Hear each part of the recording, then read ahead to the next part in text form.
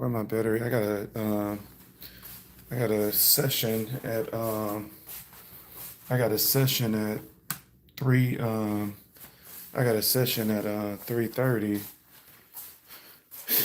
I be telling y'all, I'm just be getting on here telling y'all about how these signs and shit just be appearing out of nowhere, and I wasn't even expecting a message from spirit. I'd be like, it just be some it just be so much shit that be happening. Let me put on a shirt. I was I was cleaning the house, so and yeah, I mean it's hot as fuck. I'm not gonna be having on no shirt and stuff cleaning the house. I'm done now. I can put on a shirt. But it's crazy as fuck. I was actually just meditating.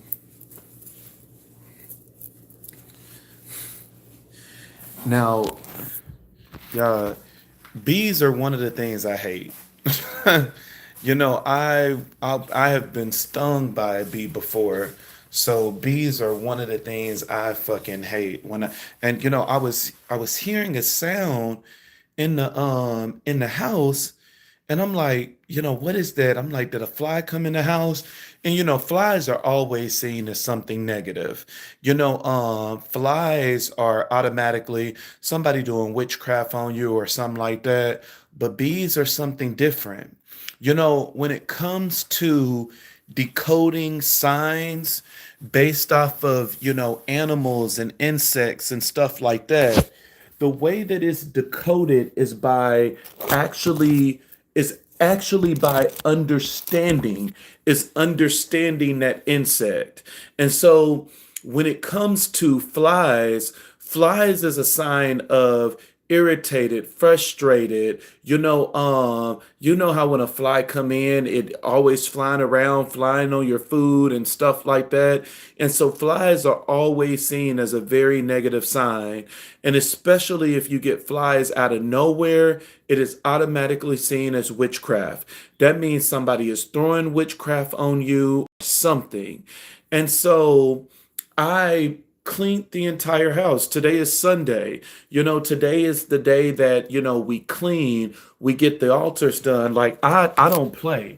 I did everything but a floor wash because that's at night. So, this is the time that, we clean everything. All the waters, the alcohol and everything is replaced on every altar. Candles is lit, you know um and so, this is the time that, we change the ancestor altars, so everything is, put together and done on Sunday. Every last one of the altars are, completely put together.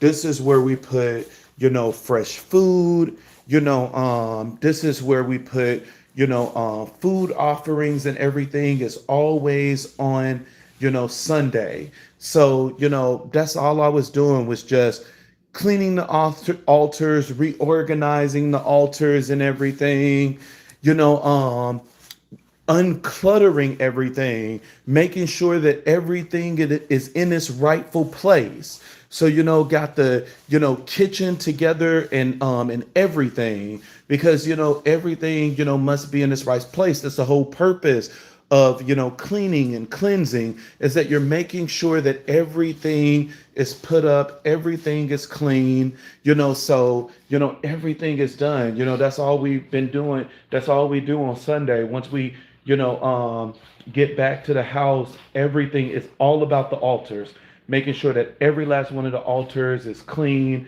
and, everything, even my boy, Oduduwa, which is an Orisha that don't like to be bothered as much. Everything is done on, Sunday. And so everything is put together, and I want to say something about that as well. So, got the living room together, the living room and everything is clean. We clean on Sunday. Everything we clean and we cleanse. both is done. So everything in the house is done, and everything in the house is done and put together. Everything is in its rightful place. And so, of course, like always, once I get done cleaning everything, I follow up with cigar smoke. I'll sit here and start blowing cigar smoke and stuff like that, all on the altar and stuff. And then I'll get up and blow it on my warriors, and then I'll go over Oya, Chango, Yemaya, Olakum, basically everybody but Obatala. Obatala is the only person that don't get tobacco smoke. And so once I get done with the cigar, I come back here and I just sit. And as I'm smoking the last of the cigar, I'm just, meditating. I'm just, out in the blue. I'm just like, not asking the ancestors for anything. It's like, hey, this is just offering. I'm just blowing the last of the cigar, and I start hearing this noise, and I'm like, what the fuck, is this noise? I'm like, I hear a fly, but I can't see it. I'm like, I hear it, but I can't see it. And I'm like, how did a fly get in the house? The doors have been closed and everything. And, I start hearing it more and more and more. It was keep buzzing. And I look up to this chandelier right here. It's a fucking bee. I'm like, I jumped up and I'm like, oh shit, I hate bees. I fucking hate bees. And so I'm like, out of the blue, there's a bee here in this chandelier. This chandelier is a fucking bee in the middle of this chandelier, just buzzing and buzzing and buzzing. And I'm like, hell to the fuck no. And just right above me. So you know, I'm like, shit, what the fuck? How the fuck did this bee get in the house? The door is closed, windows closed, there's no windows up, there's no doors open and stuff like that. And I'm like, how the fuck did this bee get in the house? And then I started, sitting back and whenever there's something out of the ordinary, a bee was able to get in this house, whether it was I don't know, been chilling for days and we're just now seeing it, but like this is it's a fucking bee in the house, and it was just after we got done cleansing and cleaning all of the altars, changing all of the water, because with every Orisha, every ancestor, everything in this house that has an altar, we give a cup of water, we give a cup of wine, we give a cup of rum, and then for some of the Orishas, we give a cup of beer. And that's like your Yemaya. Yemaya love beer, Olakun loves beer, and Oshun loves beer. And so, those three we give beer to. And then Oya as well, because with Oya, I mean, you run out of options. Like it's like Oya is nine. So Oya has nine different cups surrounding her, and you must fill every last one of those cups with a different liquid. And so with Oya, you got to be fucking creative. It's like, what the fuck do you got in the house? So it's like with Oya, it's like, one of the cups is is rum, the other one is, wine, then is beer, then is, we just like all of the drinks we got in the house, we give to Oya because she have to have nine different cups. And so I say all of that to say, after we got done cleaning the house and everything, cleaning and cleansing, all of a sudden there's a bee here. I'm so terrified of bees that I can't even get to the damn message.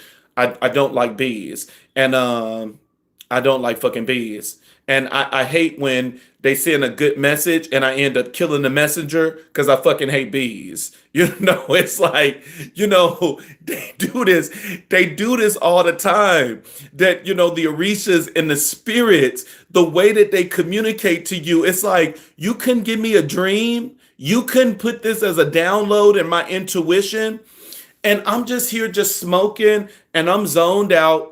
once again, not asking for anything. And then this fucking bee. And I'm like, where is that buzzing sound coming from? And once I notice it's a bee, it's like even the fucking attitude of the bee. As soon as I noticed it, I was like, oh, it's something up there. And then I seen that it was a bee. The bee literally hovered straight down and showed his whole body, and I was like, "Oh fuck no, oh fuck no, not today." I'm like, I took the fly spray and everything and started spraying it, and I'm like, hell to the fuck no, not a bee.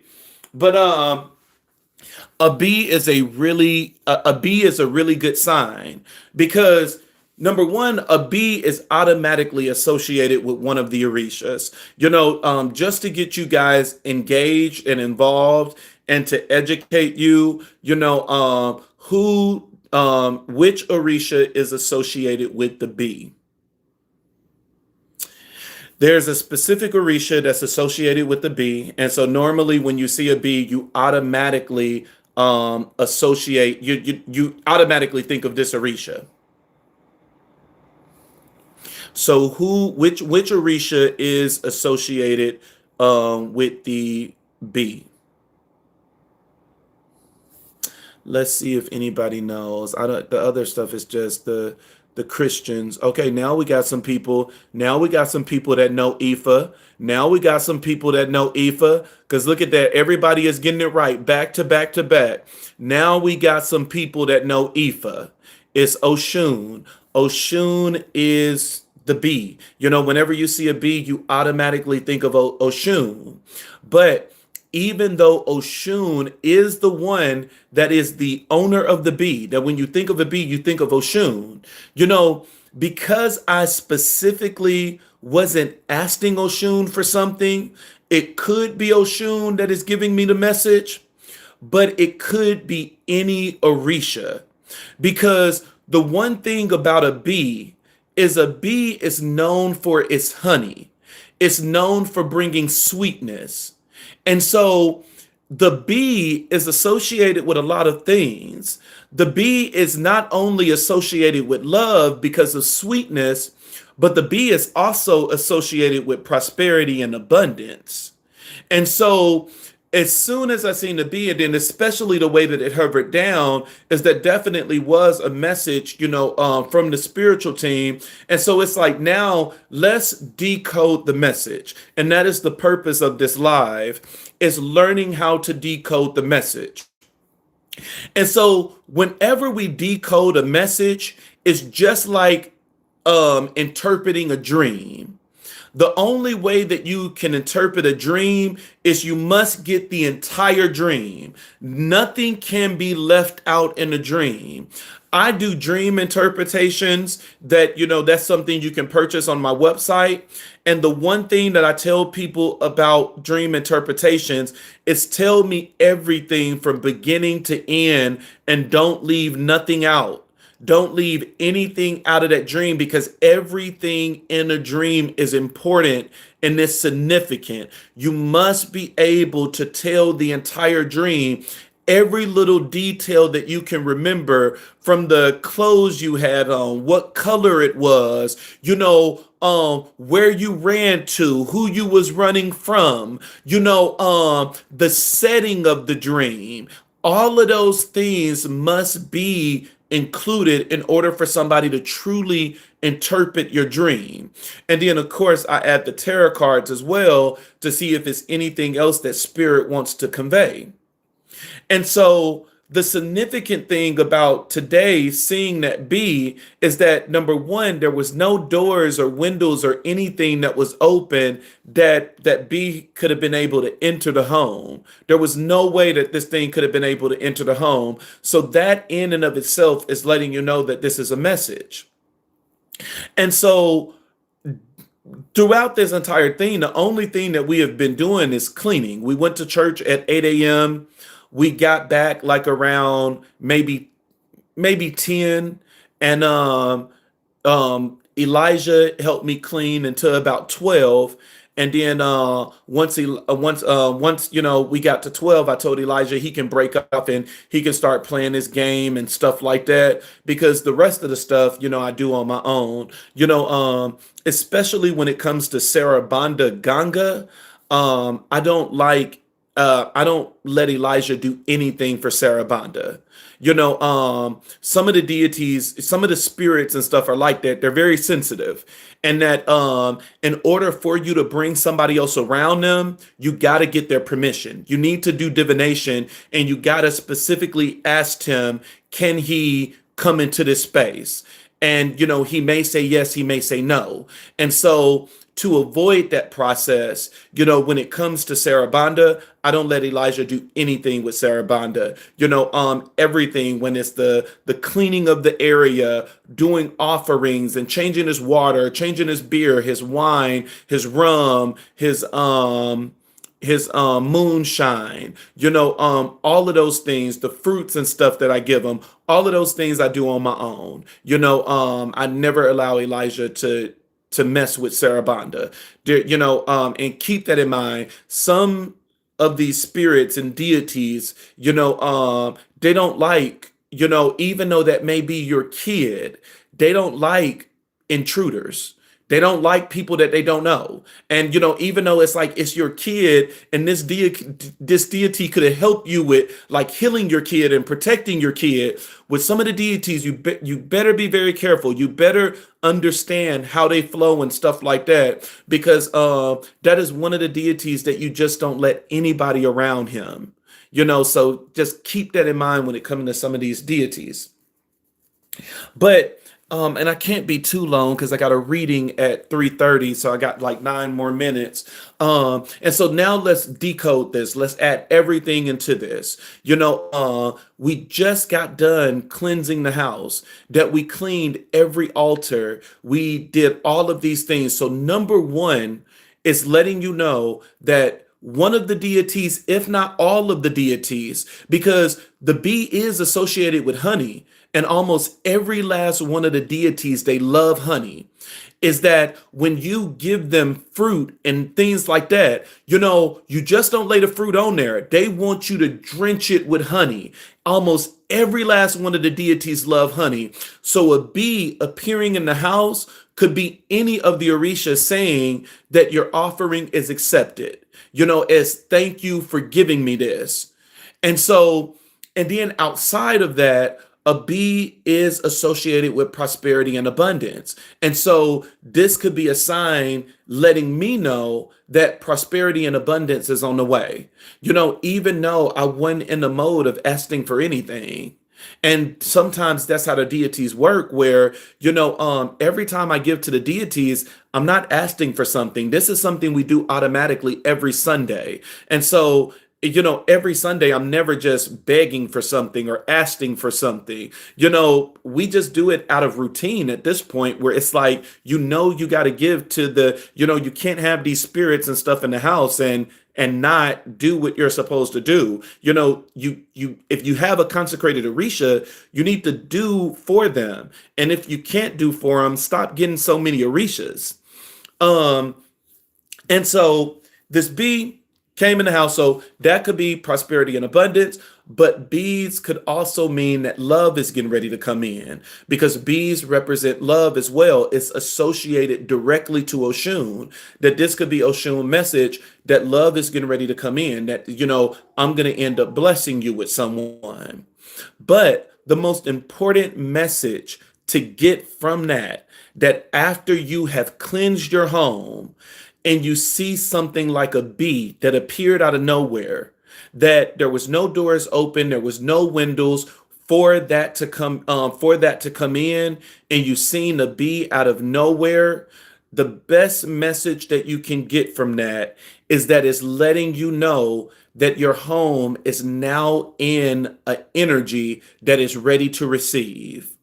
Because once you cleanse a home, you are removing negative energy. You are removing blockages. That is the purpose of cleaning your altars, of keeping your altars organized. And, one of the things that, Spirit was really, telling me this time, Spirit was like, you need to unclutter, because, majority of the time when I come in during the weekday, I can admit, yeah, I got so many clothes that I literally just take my shirt off and I hang it behind the chairs and stuff downstairs. So every last one of these chairs had so many shirts from I'm just coming in, taking my shirt off, and then I got so many shoes. I just take my shoes off and I just lay it to the side. And so, that was part of the cleaning process is that all of my shirts I took upstairs, all of my shoes I took upstairs, I put it in this room.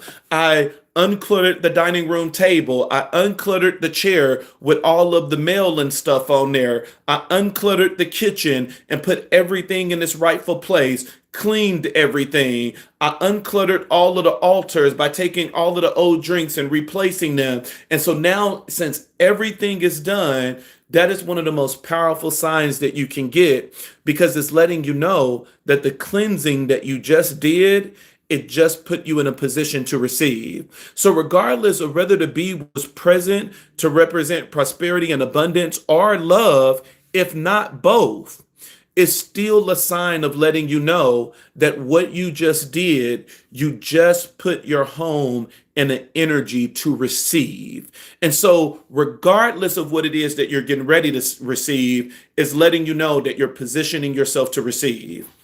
One of the best things that you can remember, and I'm going to say this and I'm going to get off because it's 3:26 and I have a reading I need to do at 3:30.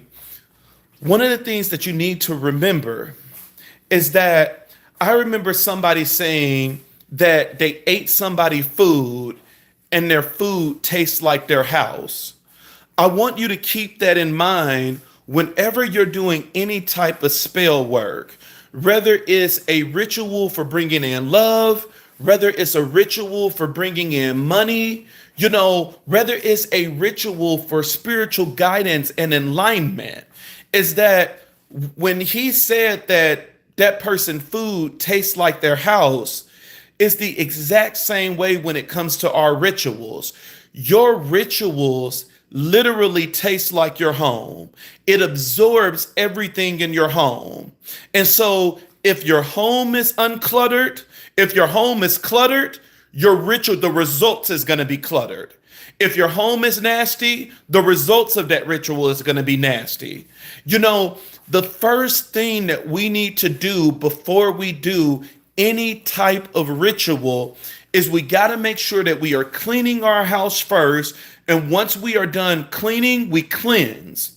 Using Florida water, using whatever it is, using the herbs that your ancestors is telling you to do. You must clean and cleanse before doing any type of ritual. If not, the energy that is present in your home can influence that ritual. And so if you got clothes and everything everywhere, because it's cluttered, the results can be cluttered.